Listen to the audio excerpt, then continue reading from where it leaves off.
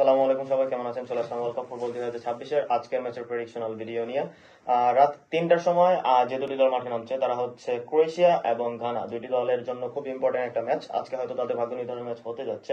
Croatia এবং Ghana দুইটা দলের জন্য কেন এত গুরুত্বপূর্ণ, কারণ রাউন্ড অফ 32-তে যাওয়ার জন্য আজকের ম্যাচটা দুইটা দলের জন্য জেতাটা অনেক বেশি ইম্পর্টেন্ট।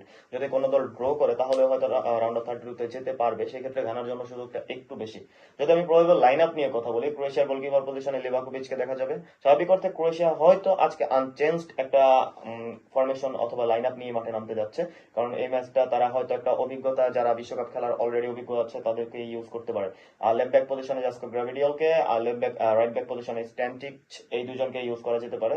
স্বাভাবিক অর্থে দুজনই বিশ্বকাপের প্রথম থেকেই শুরু করছে। সেন্টার ব্যাক হিসেবে সেল্টাকার এবং সুতালো, এই দুজনকে ইউজ করতে পারে কোচ।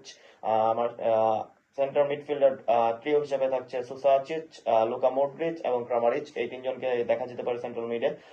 লেফট উইং ফরওয়ার্ড হিসেবে ইভান পেরিসিচ এবং রাইট উইং ফরওয়ার্ড পজিশনে বাতুয়ারে আনা এবং স্ট্রাইকার পজিশনে বোদামিরকে দেখা যেতে পারে। অপরদিকে যদি আমি গানার লাইন আপ নিয়ে কথা বলি, গানার গোলকিপার পজিশনে আসারকে দেখা যেতে পারে, রাইট ব্যাক পজিশনে সানায়া, লেফট ব্যাক পজিশনে মাসায়া এবং সেন্টার ব্যাক ডো হিসেবে আজিয়াতে এবং অপুকু, এই দুইজনকে দেখা যেতে পারে। তিনজন সেন্ট্রাল মিডের মধ্যে একজন ইয়ারিঙ্কি, একজন সিভো এবং একজন টমাস পার্টি। টমাস পার্টির ব্যাপারে অনেকে হয়তো জানেন, ইউরোপিয়ান ফুটবল খেলার অভিজ্ঞতা আছে, আর্সেনালের হয়ে বেশ কিছুদিন যাবত সার্ভিস দিয়েছে। লেফট উইং ফরওয়ার্ড হিসেবে Inak Williams, right wing forward হিসেবে সেমিয়ানো এবং স্ট্রাইকার পজিশনে জর্ডান আয়ো অলরেডি ঘানা টিমের সর্বোচ্চ গোলদাতা হয়েছে ইতিহাসে। আপনারা যদি আজকের ম্যাচের প্রেডিকশন নিয়ে কথা বলেন, ক্রোয়েশিয়ার জন্য আজকের ম্যাচটা ডু অর ডাই, অবশ্যই জিততে হবে। যদি ড্র করে তাহলে হয়তো তারা আজকে বাদ করে যেতে পারে। সেই ক্ষেত্রে ক্রোয়েশিয়া হয়তো আজকে তাদের সেরাটা দিয়ে মাঠে নামবে। ক্রোয়েশিয়া আজকে ম্যাচটা হয়তো 2-1 ব্যবধানে জিতে নিতে পারে ঘানার বিপক্ষে, তবে ঘানার বিপক্ষে ম্যাচ জেতাটা এতটাও সহজ নয়। যারা ইংল্যান্ড এবং ঘানার খেলা দেখেছেন সেক্ষেত্রে বলতে পারেন। এখানে ব্ল্যাক ম্যাজিক অথবা অন্য কোনো কিছুর কথা আমি তুলে ধরবো না, কারণ সেগুলো হয়তো একটা মেথ।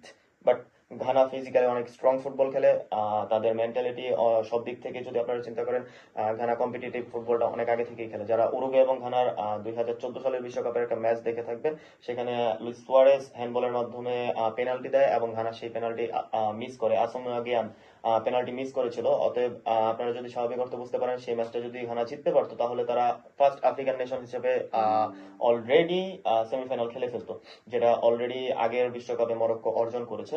ঘানারও একটা সুযোগ ছিল, সেই সুযোগটা তারা মিস করেছিল। আজকের ম্যাচে বেশ কিছু সমীকরণ আছে। আজকে বিশেষ করে গ্রুপে তাদের বেশ কিছু সমীকরণ আছে। ঘানা যদি আজকের ম্যাচটা জিতে যায় তাহলে তারা সরাসরি চলে যাবে রাউন্ড অফ 32-তে। ঘানা যদি আজকের ম্যাচটা ড্র করে তাহলে তারা হয়তো রাউন্ড অফ 32-তে সহজভাবেই চলে যাবে, কারণ ঘানা অলরেডি পয়েন্ট হচ্ছে 4। সেই ক্ষেত্রে ক্রোয়েশিয়ার পয়েন্ট হয়ে যাবে 4 এবং ঘানা হয়ে যাবে 5। অলরেডি তারা রাউন্ড অফ 32-তে চলে যাবে। ক্রোয়েশিয়ার জন্য গোল ডিফারেন্সটা একটা ম্যাটার আসতে পারে, কারণ ক্রোয়েশিয়ার বর্তমান গোলের পরিসংখ্যান হচ্ছে -1। অতএব যদি -1-এর বেশ কিছু টিম না থাকে, যদি +1, +2, +3-এর টিমগুলো সেখানে থাকে যারা 4 পয়েন্ট পেয়েছে, সেই ক্ষেত্রে ক্রোয়েশিয়ার জন্য রাউন্ড অফ 32-তে যাওয়াটা একটু কঠিন হতে পারে।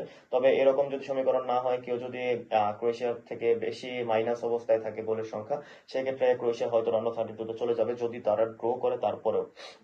অপরদিকে ইংল্যান্ড হয়তো সহজ একটা জয় নিয়ে আজকে মাঠ ছাড়বে। সেই ক্ষেত্রে ইংল্যান্ডের সঙ্গে কম্পিটিট করার জন্য ঘানাকে অবশ্যই ক্রোয়েশিয়ার সঙ্গে 3-4 ব্যবধানে বিশাল একটা জয় নিয়ে মাঠ ছাড়তে হবে।